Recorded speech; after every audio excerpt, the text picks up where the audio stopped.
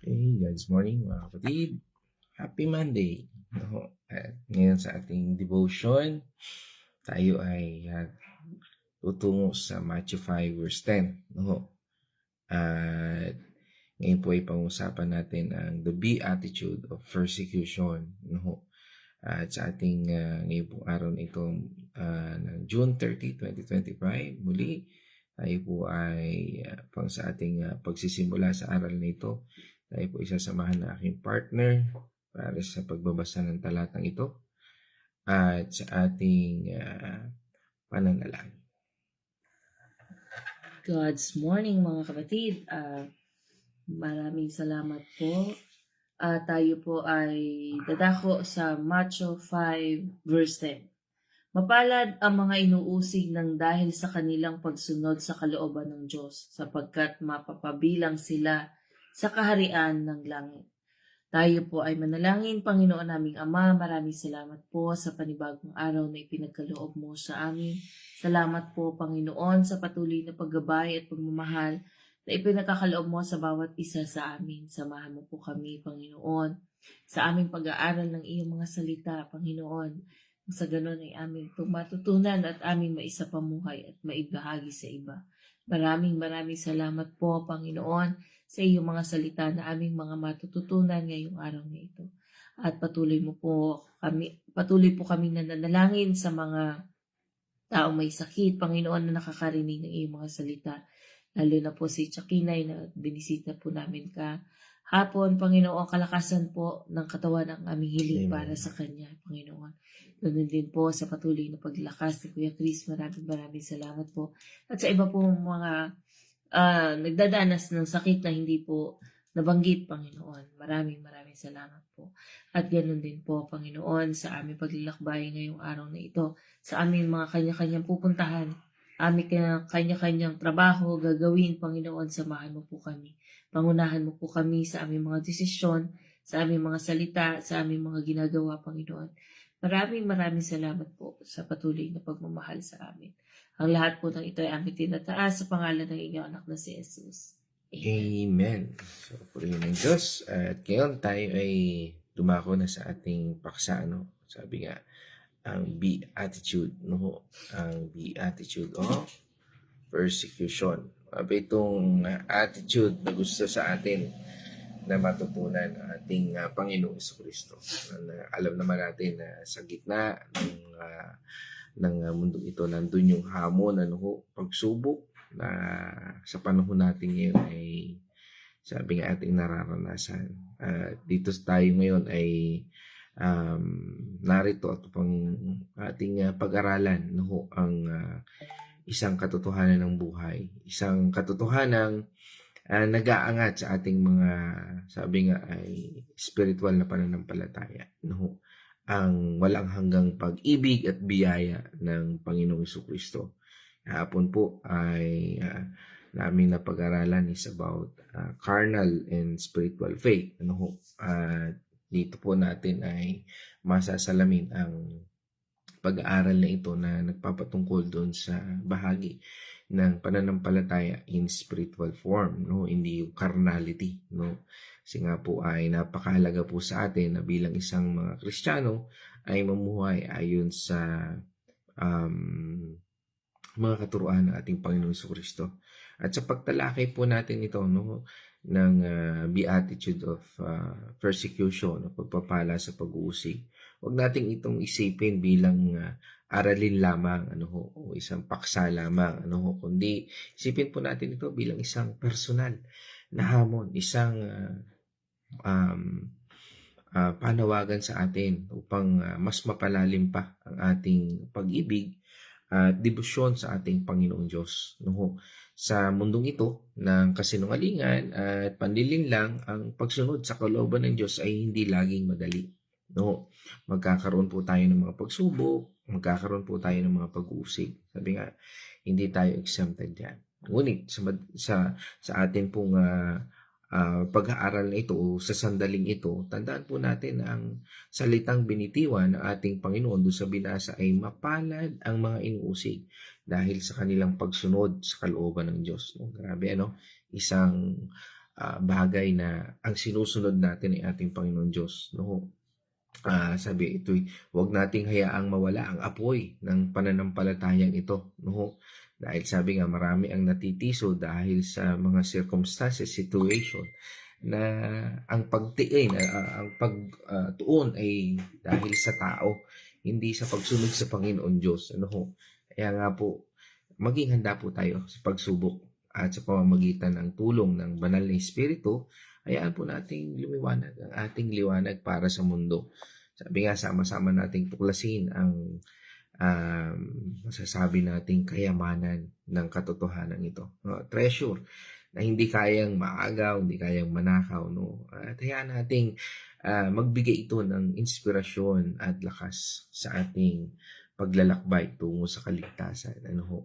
At dito po sa ating talatang ito na binasa, ito po isang bahagi ng sermon ng ating Panginoong Jesucristo doon sa bundok, no, na sabi nga ay tinatawag na Beatitudes, no? At yan din po yung ating kasama sa ating title ngayon, Beatitudes, no, of persecution. Sinasabi nito na masaya ang mga taong pinag-uusigan, no, dahil sa kanilang pananampalataya sa Diyos, no? Mukhang paradoxal, di ba? No? Parang kabaliktaran, ano? Walang may gusto na inuusig eh, no? Paano magiging mapalad ang pagdurusa, no?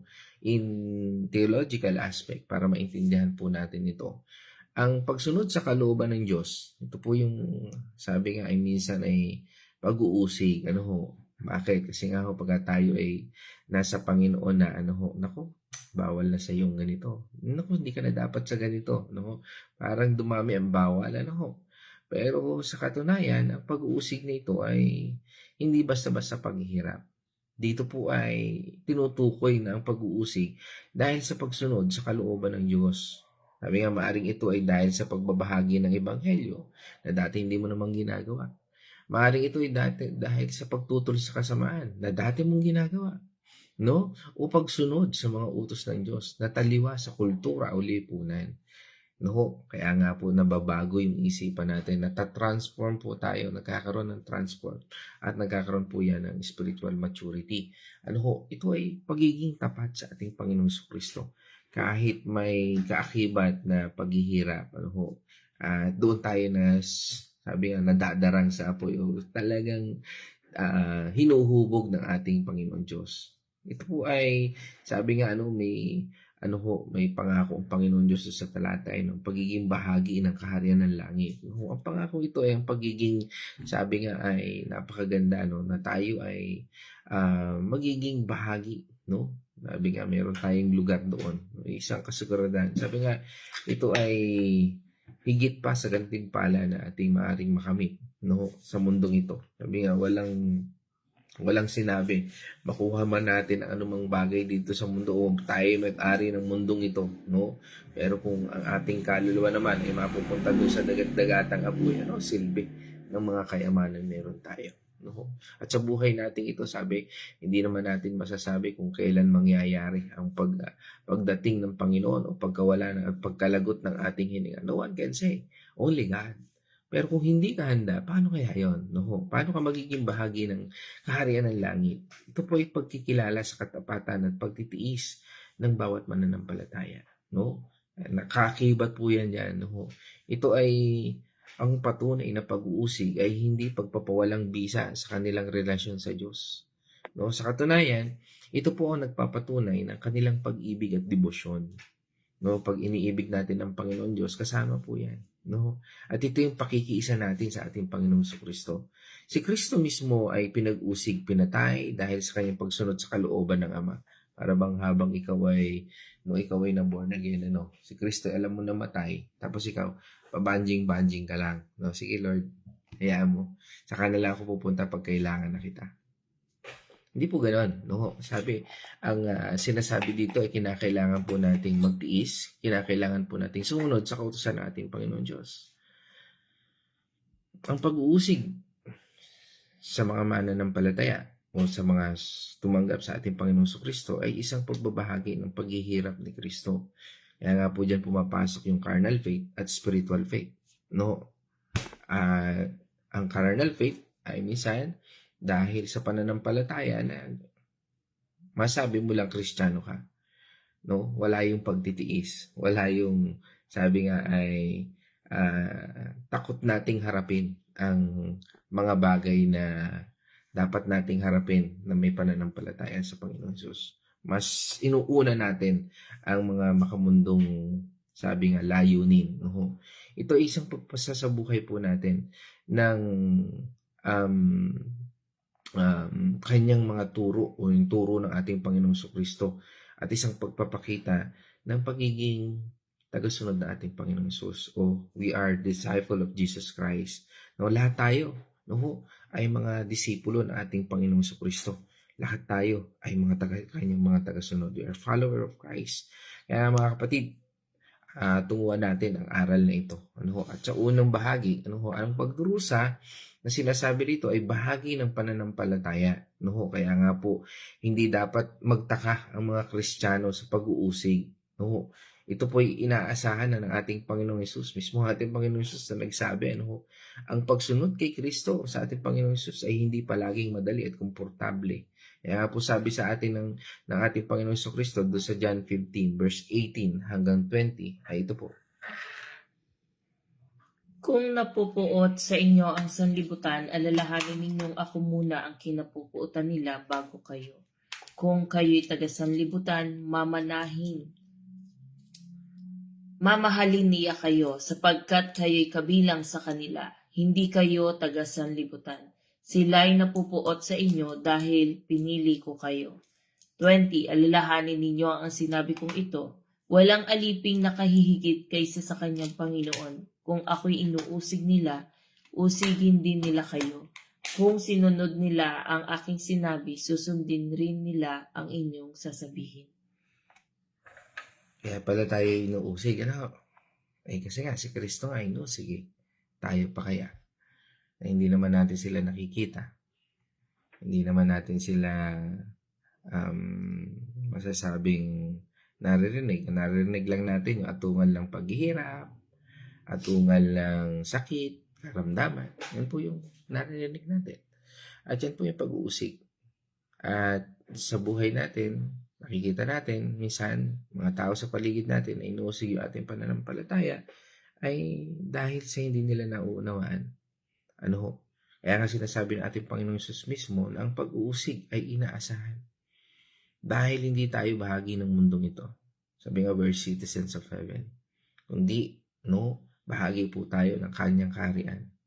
Natural na subukin tayo ng mundong ito.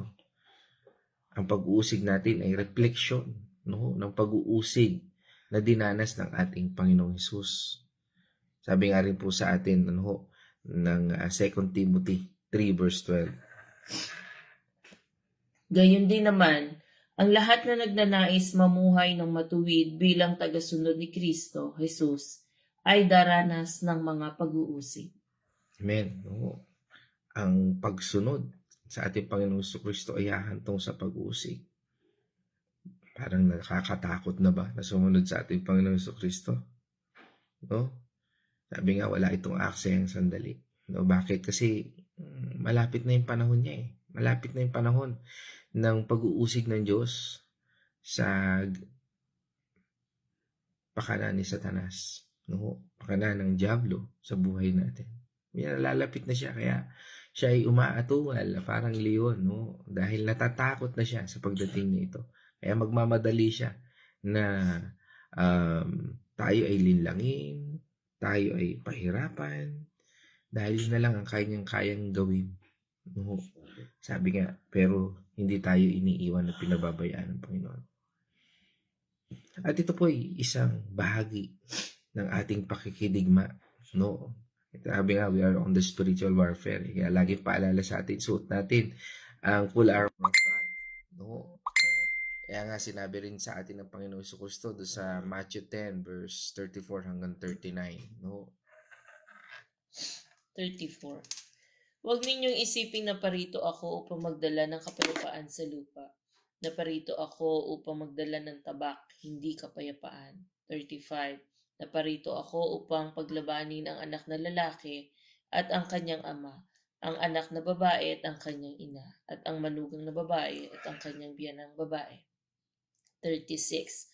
At ang magiging kaaway ng isang tao ay kanya na rin mismong mga kasambahay.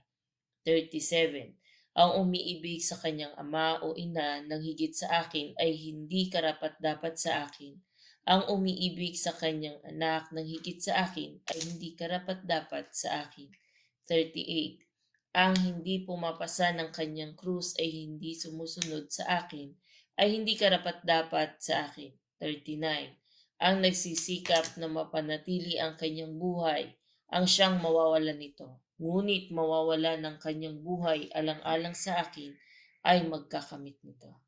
Amen. Ho. Isang talinghaga, isang paalala, isang aral ng ating Panginoong Kristo. Kaya nga po muli binanggit doon ating Panginoong Isus ang paghiwalay, o yung paghiwalay at pag-uusig na maaaring maranasan natin dito sa ating pananampalataya.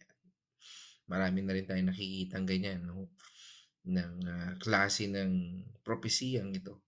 Ang pagsunod natin sa ating Panginoong Kristo ay nangangahulugan po ng pagdala ng ating krus, o yung pagpasan, na nagsisimbolo sa pagdurusa at pagsasakripisyo. May maraming Kristiyano na nung ako ay, lalo na mga bagong Kristiyano, ako ay sumunod sa Panginoon, naranasan ko mga pagsubok, pero hindi alintana na na ang pagsubok ay ito po yung magbibigay ng tagumpay. Kahapon po doon sa testimony ng aming kapatid, ako po yung napagpala dahil sa pananampalataya yun. Halos rin yung laki ng binayaran sa ospital, pero hindi po sila nagbayad. May ginamit ang Panginoon Diyos. At ganun po ang kapangyarihan ng ating Panginoon Diyos sa pananampalataya, na kung wala man tayo, ang Diyos ay magpo-provide. At kung meron man tayo, maaaring ipag-provide din natin sa ibang tao. Kaya nga po ang pagsunod natin sa ating Panginoon Kristo ay hindi laging madali o komportable. Kaya nga po, inaasahan ang mga pagsubok at pag-uusig nito sa ating buhay. Ngunit ang mga ito ay hindi dahil upang tayo ay matakot o sumuko. Sa halip, dapat tayong maging handa at magtiwala sa Panginoon. Handa ka na ba? Kailangan po nating magtiwala sa Panginoon na ang ating Panginoon Diyos ay magbibigay sa atin ng lakas at gabay sa gitna ng anumang unos o mga pagsubok ng ating buhay.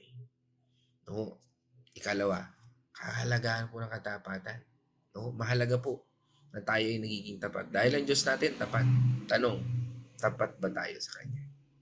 Ang pagiging tapat sa pananampalataya kahit may kaakibat na paghihirap ay nagpapakita ng tunay na debosyon. Ito po ay nagpapakita ng pag-ibig sa Diyos na higit pa sa lahat ng bagay. Tumungo ulit tayo sa Matthew, sa Matthew 10 verse 32 hanggang 33. Ang sino mang kumikilala sa akin sa harapan ng mga tao ay kikilalanin ko rin naman sa harapan ng aking amang nasa langit. 33. Ngunit ang sino mang ikinahiya ako sa harapan ng mga tao ay ipapahiya ko rin sa harap ng Ama na nasa langit. Aroy, sakit no? Tayo ba ay nagiging Kristiyano sa harapan ng ibang tao? Sa harapan ng hindi mananampalataya? O Kristiyano lang tayo pag ang kaharap natin Kristiyano? Sabi nga, ang pagiging o pag-amin natin o pag-declare natin na tayo ay tagasunod na ating Panginoong Hesus, kahit may panganib, pag-uusig, ito po yung nagpapakita ng tunay na pag-ibig at debosyon. Ang pagtanggi naman sa Kanya dahil sa takot ay nagpapakita ng kakulangan ng pananampalataya. Tandaan po natin, ang pagiging tapat kahit may kaakibat na paghihirap ay isang tanda ng tunay na pagsunod. Kaya sabi sa atin ating Panginoong Kristo, sa John 14 verse 15. Kung iniibig ninyo ako, tutuparin ninyo ang aking mga itinuturo. Sabi nga po doon, ang pag-ibig sa ating Panginoong Hesus ay hindi basta salita lamang. Lord, I love you. Hindi po yan. Para sinabi mo sa iyong misis, I love you. Pero hindi ka naman nagbibigay ng flowers, chocolate. Hindi nila mararamdaman yan. Galit pa rin sa inyo yan. Hindi ho.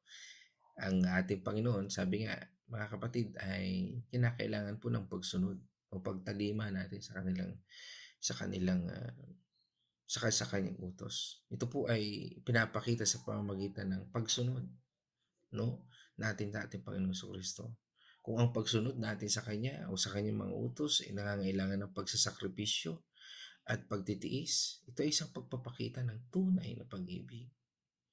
Ang pagiging tapat sa pananampalataya kahit may kaakibat na paghihirap ay isang pagtupad sa utos na ito. No, parang isang magulang, no, kung single parent ka, no, talagang titiisin mo yan para yung pangarap ng yung anak ay marating. Para yung pangarap ng anak mo, kahit na ikaw ay maghirap, kahit na nga ikaw may sakit, minsan hindi mo na alintana, ayaw mo magpagamot kasi sayang yung araw at iniisip mo yung bawat kikitain mo ay pwede mong ituon sa pag-aaral na yung mga anak para sa kanyang future. Parang ganun po ang pagmamahal na inaasahan at binibigay sa atin ng ating Panginoon. Dapat mayroon din po tayong katangian ng pagtitiis sa anumang paghihirap na ito. Sabi nga, mga paghihirap na ito ay panandalian lamang. At ano nga ba ang mapapala natin? Ano ho? Maaring tayo kung minsan dahil sa mga paghihirap nito nagkakasala, nanghihina, patuloy pa rin tayong binubuhat at inaangat ng ating Panginoon Diyos sa lahat ng ito. Kaya nga po, napakahalaga po ang pagiging tapat sa ating pananampalataya. Ano man ang ating kinaharap, maaari yan ay paghihirap, mga challenges, circumstances, situations sa ating buhay na hindi natin alintana at hindi natin maisip kung paano natin ito susolusyonan. Pero ang Diyos ay tapat at patuloy na nagbibigay sa atin ng kalakasan. Sabi nga, isang garantiya ng Panginoon ng hiwaga, no, na nagpapakita, no, kung gaano kalalim, no, talagang grabe ang pagmamahal ng ating Panginoon Diyos sa atin. Kaya nga, tunghayan po natin yung John 8:35-39. Ano nga ba ang pagtitiis na ito na sinasabi sa atin ng ating Panginoon? Sino ang makapaghihiwalay sa atin sa pag-ibig ni Kristo? Ang kaguluhan kaya, ang kapighatian, pag-uusig, pagkagutom, kahirapan, panganib o kamatayan. 36. Ayon sa nasusulat, dahil po sa inyo'y buong araw kaming pinapatay, turing nila sa amin ay tupang pangkatay. 37. Hindi. Sa lahat ng mga ito, tayo'y siguradong magtatagumpay sa pamamagitan niya na nagmamahal sa atin. 38. Sapagkat tinitiyak kung walang makakapaghiwalay sa atin sa kanyang pag-ibig, kahit ang kamatayan, ang buhay, ang mga anghel, ang mga pamunuan o mga may kapangyarihan, ang kasalukuyan o ang hinaharap. 39. Ang kataas-taasan, ang kalaliman o alinman nilalang ay hindi makakapaghiwalay sa atin sa pag-ibig na Diyos na pinagkaloob sa atin sa pamamagitan ni Kristo Jesus na ating Panginoon. Amen. No? Sabi nga doon, walang makipaghiwalay sa atin. Ganun po kadakila ang Panginoon Diyos. Maaaring dumaranas tayo ng mga paghihirap, pagsubok, sakit, karamdaman. No? Hindi po mahihiwalay ang pag-ibig ng Diyos. Lagi siya nagmamahal sa atin. At hinaantay niya tayo. Nasundin natin siya. Natahakin natin yung plano niya sa atin. Sabi nga, maaring naisip natin yung tamang panahon. No? Ano nga ba ang tamang panahon? Tamang panahon ay ngayon. No? Kaya nga sabi doon ng ating Panginoon Jesucristo sa Hebrews 4, no? Pag binasa natin yung 1-16, the right time is now. No? Doon natin mararanasan ang kapayapaan. Kung susunod tayo sa kanyang mga pinag-uutos. Kung isusuko natin ang ating buhay. Kaya nga po isinusuko, we surrender. Hindi ibig sabihin po ng we surrender, no? We let them wait, no? Hinahayaan natin, Lord, diyan ka lang muna. May gagawin lang ako. hindi ko ganoon. Ang Diyos kasama natin yan saan man. Ano man ang desisyon natin sa ating buhay. Dapat partner po natin siya. Sabi nga, parang 50-50 yan. 50 sa'yo, 50 kay Lord. Yun yung buhay natin. No? Katuwang natin siya. Meron siyang participation at meron ka din participation. Yan po ang relasyon. Or sabihin natin, wag 50-50. 100% sa'yo, 100% din kay Lord. Kasi masigit pa nga si Lord. Hindi natin pwedeng sabihin na kapantay dahil mas hinihigitan pa yan ng Panginoon. Maring 1,000% kay Lord eh.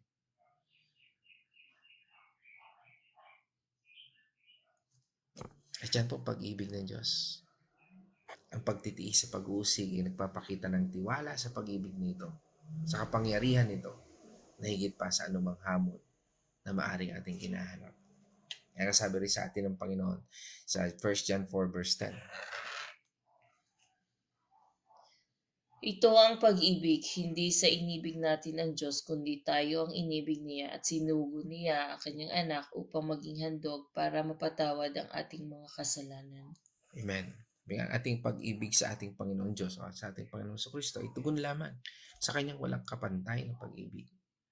Ang pagiging tapat sa pananampalataya kahit may kakibat na paghihirap ay isang pagpapahayag ng ating pagpapasalamat at pagmamahal sa kanyang sakripisyo.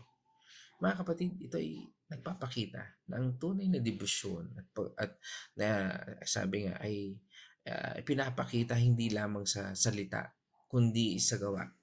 Kahit na nangangahulugan ito ng pagsasakripisyo at pagtitiis, ito ay ang pag-ibig na nagpapatuloy kahit na may kaakibat na paghihirap dahil ito ay nakabatay sa walang hanggang pag-ibig ng ating Panginoon Diyos. Ikatlo, pag-asa sa pangako ng Diyos. No, ang pangako ng pagiging bahagi ng kaharian ng langit ay nagbibigay po ng pag-asa sa gitna ng anumang paghihirap na ating maaring nararanasan sa mundong ito. Ito ang pagbibigay ng lakas, tapang upang magpatuloy sa pagsunod sa kalooban ng ating Panginoon Diyos. Sabi sa atin ng ating Panginoon Diyos sa Matthew 5 verse 12, Magsaya kayo at magalak sapagkat malaki ang inyong gantimpala sa langit. Gayon din ang ginawa ng mga tao sa propetang nauna sa inyo. Amen. Sabi nga, pinag-usig din ang propeta noon at ang kanilang ganti ay ang buhay na walang hanggan. Ganon din ang mangyayari sa mga mananampalataya ngayon. Ang pag-asa sa gantimpalang ito ay nagbibigay ng lakas upang magtiis sa anumang paghihirap. No? Sabi nga sa atin ang John 14 verse 1 to 3. Huwag kayong mabalisa, sumampalataya kayo sa Diyos. Sumampalataya din kayo sa akin. 2. Sa bahay ng aking ama ay maraming silid. Kung hindi ito totoo, sasabihin ko ba sa inyong pupunta? Ako roon upang ipaghanda ko kayo ng inyong matitirhan. 3. At kapag naihanda ko na ang inyong matitirhan, ako'y babalik at isasama kayo upang kayo'y makapiling ko saan man ako naroon. Amen. Yan po yung inaantay natin, ang Diyos, pinaghahanda tayo sa dami ng silid na yun, Grabe, Kaya nga ang pangakong ito ng ating Panginoon Jesus na maghahanda siya ng lugar para sa atin sa langit ay sabi nga nagbibigay ng malaking pag-asa, Alam natin na may isang lugar na nag-iintay sa atin, isang tahanan na walang katapusan. Kaya sabi nga, kaya nating tiisin ang mga paghihirap nito sa mundong ito. Alam naman natin yung kwento ni Lazarus, tsaka nung mayaman. Alam natin yung future, pinakita sa atin ng Panginoon Kristo. Ang future ng mga mananampalataya, o sabihin natin ay ang future ng mga taong walang relasyon sa Panginoon Diyos o yung mga taong karnal ang pananampalataya. Nakakatakot. Sabi nga, at mahalaga po na tiisin natin ang mga bagay na ating nararanasan na may pananampalataya sa Panginoon. Sabi nga, dito po sa pangako ito ng ating Panginoong Hesus, alam natin na tayo ay may kahinatnan, meron tayong lugar, meron tayong patutunguhan. Sandali lang yung ating pagtitiis na ito. Sabi nga,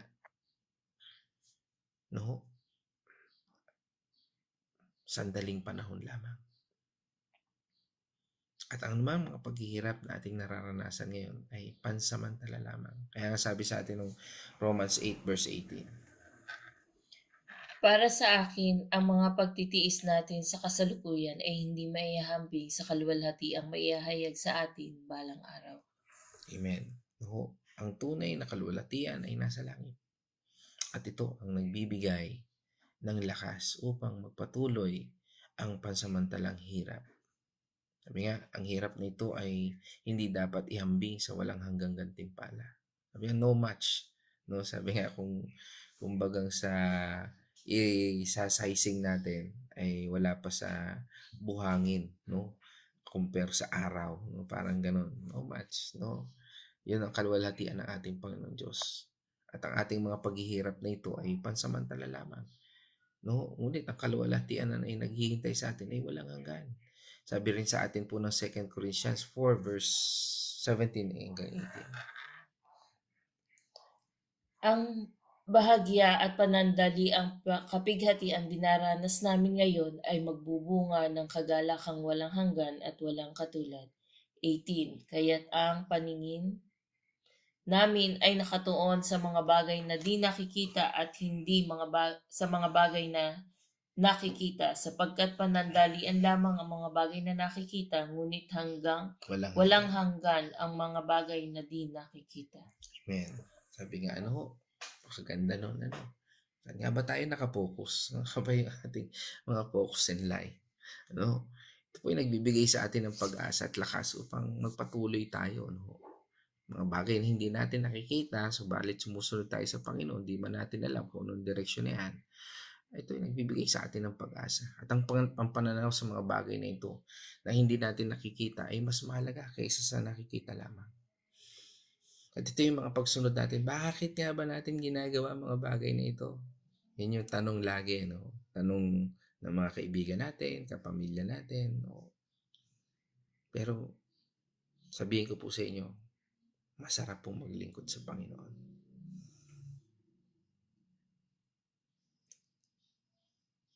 Napakasarap. Sabi nga, wala pong hambing, Sabi nga, kung patuloy po nating aalalahanin ang mga aral na ito, ang mga talatang ito, ito po ay magbibigay sa atin ng tapang pang magpatuloy sa pagsunod sa kalooban ng ating Panginoon Diyos. Sapagkat alam natin na ang gantimpala ay higit pa dakila sa anumang paghihirap na ating nararanasan sa mundo ito. Kaya nga po, dyan magkakaroon po tayo ng spiritual na pananaw. At yun na po ating gawing number 4 at huli. Hindi po ito basta-basta pag-uusig lamang. Ito ay isang pagkakaroon para sa paglago ng spiritual at pagpapalalim ng relasyon natin sa ating Panginoon Diyos. Ito ay isang panahon ng pagsubok na patuloy na nagpapalakas sa ating pananampalataya. Maaring ihalintulad ang pag-uusig sa paghagis ng ginto sa apoy. Di po ba yung ginto? Pag inihagis natin sa apoy, we are forging, Kung napanood nyo po yung The Forge, maganda rin po nating gawing analogy dyan, Kasi ang tunay na ginto ay hindi natutunaw sa apoy, Bagkus ito ay nagiging mas dalisay. Ganon din po ang ating pananampalataya. Ang pag-uusig ay parang apoy na sumusubok sa katapatan at kalinisan ng ating pananampalataya. Ang mga peking paniniwala ay nasusunog. Ngunit ang tunay na pananampalataya ay lumalabas na mas malinis at mas matibay. Yan po yung pagkakaiba ng carnal faith at spiritual faith. Kung ating gagawing analogy yan. Yung carnal faith nasusunog. Pero yung spiritual faith lumalabas pong mas malinis at mas matibay. Ang ating relasyon sa ating Panginoon Diyos ay magiging mas malalim. Kaya mga kapatid, sa ating pagtatapos na ito ng Beatitude of Persecution, ito po ay isang paalala na ang pagsunod sa ating Panginoon Kristo ay hindi palaging madali. May mga pagsubok at paghihirap na darating. Ngunit, sa gitna ng lahat ng ito, mayroong pag-asa at pangako ng Diyos. Kung yan ay ginawa natin para sa Panginoon Diyos, tandaan natin, Kasamahan tayo ng Panginoon. Pagiging tapat sa pananampalataya ay magdadala ng malaking gantimpala. Ang pagiging bahagi ng kaharian ng langit. Ang pagdurusa dahil sa pananampalataya ay isang tanda ng pagiging tunay na tagasunod ng ating Panginoong Kristo. Purihin ang ating Panginoon Diyos, mga kapatid, at sa yugtong ito, nais ko namang ibigay ang nalalabing oras na ito, no, sa refleksyon ng aking partner. God's morning, mga kapatid. Ito pong ating mga napag-aralan ngayong araw na ito ay ito po yung assurance natin na kung tayo ay magtitiis sa ating mga dinadanas ng dahil sa ating Panginoon, yung mga persecution na nararanasan natin sa pagbabahagi ng salita ng ating Panginoon ay merong kahantungan. Yung pong ating mga pagtitiis dito sa lupa na patuloy na mananahan tayo sa ating Panginoon ay alam natin na tayo ay sasalubungin ng ating Panginoon. Sabi nga po dun sa nabanggit kanina, napakaraming silid na ihahanda ang ating Panginoon. Kasyang-kasya tayong lahat. Kaya dapat po tayo ay manatili sa presensya ng ating Panginoon. Tayo po ay bahagi pa rin ng salita ng ating Panginoon sapagkat ang bawat isa po sa atin ay may nakalaan ng lugar sa langit na inihanda ng ating Panginoon. Kaya konting pagtitiis na lang po ang ating gagawin dito sa lupa. At habang tayo ay nagtitiis, patuloy nating ipahagi ang salita ng ating Panginoon para sama-sama po tayo doon sa langit. Ang Panginoon, sabi nga po dito, ang pagtitiis po ay hindi madali. Ang Panginoon po ay nagtiis din. Ang ating Panginoong Jesus ay nagtiis din. Lahat ng persecution, lahat ng latay ay kanyang tinanggap para sa ating kaligtasan. Nagtiis siya para tayo ay maligtas. So ganun din po tayo, magtiis din po tayo upang tayo ay maligtas at yung mga mahal natin sa buhay, yung mga kasama natin sa bahay, kasama natin sa komunidad ay maligtas kasama natin ang ating Panginoon. So dito po sa pagtitiis na ito ay meron tayong kinakaharap, meron tayong tinitingnan or meron tayong assurance na tayo ay makakapiling ng ating Panginoon. Kaya kung tayo nasa sitwasyon na hindi maganda, hindi maayos, at na tayo ay dumadanas ng sakit, magtiis po tayo, manalangin, humingi ng kaginhawahan sa ating Panginoon. At ang Panginoon po ay lagi tayong kasakasama. Lagi nandyan lang po sa tabi natin. Yung mga maliliit na boys na napag-aralan natin noong nakaraan, yun po yun ang gagaling sa Panginoon. Hindi po yung malalakas na bulong sa atin na yung malinaw na nating naririnig na puro kasamaan naman, puro pagdurusa naman ang ating mga naririnig, hindi po yung galing sa Panginoon. Pero yung comfort, yung mga pagmamahal na ibinubulong sa atin, yun po yung galing sa Panginoon. Hindi po natin nakikita, kagaya nga po ng napag-aralan din natin, na tayo maniwala sa hindi nakikita kaysa doon sa nakikita. Hindi po natin nakikita, tayo ay yakap-yakap ng ating Panginoon habang tayo ay nagdurusa, habang tayo ay umiiyak. Yakap-yakap niya tayo. Pero yung pong mga nakikita natin na nasa paligid natin na lalong nakakagulo ng ating isipan, yun po yung mga hindi nararapat sa atin. Yun po yung mga dapat nating iwasan sapagkat tayo ay yakap-yakap na ng ating Panginoon. Huwag na tayo umalis sa kanyang yakap. So, yun po, patuloy po tayo manahan sa presensya ng ating Panginoon sa pamamagitan ng ating mga panalanginan sa bawat isa. Yun po ay napakalaking tulong, napakalakas na paglaban sa gawa ng kaaway. Huwag po tayong bibitaw sa presensya ng ating Panginoon. At ito mga ginagawa natin na devotion, Bible study, napaka-importante po nito. upang matutunan po natin at maging bukas tayo, bukas ang ating kaisipan upang malakaran natin yung ating mga pinag-aaralan. Kahapon nga po nabanggit yung carnal at saka yung spiritual. Ngayon po nalaman namin na yung mga nag-aaral, yung mga nakarinig ng ano ang pagkakaiba ng carnal at saka ng spiritual. Yung carnal na ginagawa mo ay hindi pala maganda, kaya pupunta ka ngayon sa spiritual. So yun po, napakasarap po mag-aral ng salita ng ating Panginoon sapagkat doon po tayo nakakakuha ng lakas. Mag-ingat po tayo lahat. God bless po sa inyo lahat. Okay, purihin natin Panginoon Diyos at yun naman ating tunguhan ng ating mga kapatid online at batiin na natin ang angkan ng ating mga kapatid na ito. At pinangunahan po tayo mula po sa angkan ng Arosena sa Bayan ng Liliw ni Nanay Edna. Ayan, pagpalang umaga po. At yun din sa angkan ng Pios dyan po sa bayan ng Bacolod City ni Kuya George. Yan. At syempre sa angkan naman ng angkan ng Patual, Dalangin, no? Yan, kasama po natin si Nay Winnie Patual, no? Diyan sa Villa Escudero. Yan.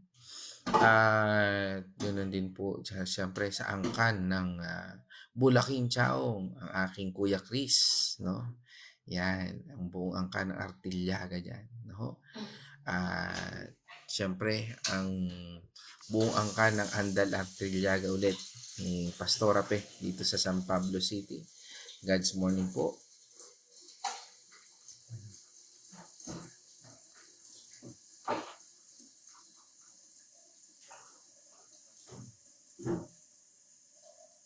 Okay, so sige po Kuya Chris. At pag-pray din natin si Ate Marta. No? Pinagsaktan daw ng likod at ng dibdib. Yan, pag-pray natin. Okay. Dyan. At sa ang angkan ng Biray. No? Yan, kasama natin si Brother Mike. Para pagpalang umaga sa iyo kapatid. Dyan sa Bae, Laguna. Yan. No? Sa mapagpalang umaga, no? It's morning, kapatid. At yan. At sa angkan ng Azucena Tanyo, dyan sa Iloilo and dyan sa San Pablo City, no? Sama rin natin si Ate Carmeline, no? At mula naman sa angkan ng Mercado, no? Getano Mercado, si Caroline Mercado, dyan sa Santa Rosa, Laguna, kasama po ko dyan. Yan. Palang umaga po. At ganun din, sinundan na rin ng aking nanay. Yan, dyan sa Santa Rosa, Laguna. Yan, ang kanang Getgano Mercado. Yan, muli. Sama rin natin aking nanay, Rason. At sa angka ng mga Nunoso, Talavera. Yan, si Ate Nela, sila Prince, Kuya Tony. Yan. Yan. At si Ate sa angka ng dyan sa Pampanga, no? Si Ate Cindy Mercado. Yan. Batiin na rin natin. Yan. At prayer request kay Nanay Corazon Madriaga. Yan. Pray din po natin mamaya. At syempre kasama rin natin ang sabi nga ay magandang asawa ni Brother Mike, no? Ang aking kapatid na si Sister Grace. Yan, batiin na rin natin ang Perez Biray clan, no? Mula dyan sa Bae, Laguna. Yan. Sa mga babiyahe, magbaon ng maraming pasensya, no? Yan. At sino pa? That's all mga kapatid. At purihin ang ating Panginoon Diyos at sa lahat ng ating mga nakasama ngayon. Sa ating pagtatapos na ito, tayo po ay manalangin. Let's all pray.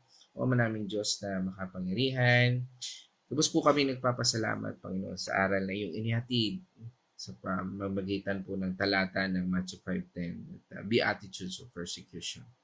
Kami po, Panginoon, ay lubos na papasalamat dahil ang iyong banal na Espiritu ang siyang patuloy na gumagabay at nagtuturo sa amin. Salamat po sa iyong patuloy na pagtuturo sa amin. We acknowledge, Lord, na ikaw ang banal na Espiritu na nagturo sa aming lahat, Panginoon, at patuloy na nagbibigay sa amin ng knowledge and wisdom upang lakaran namin ang katotohanan na nagmumula lamang sa iyo.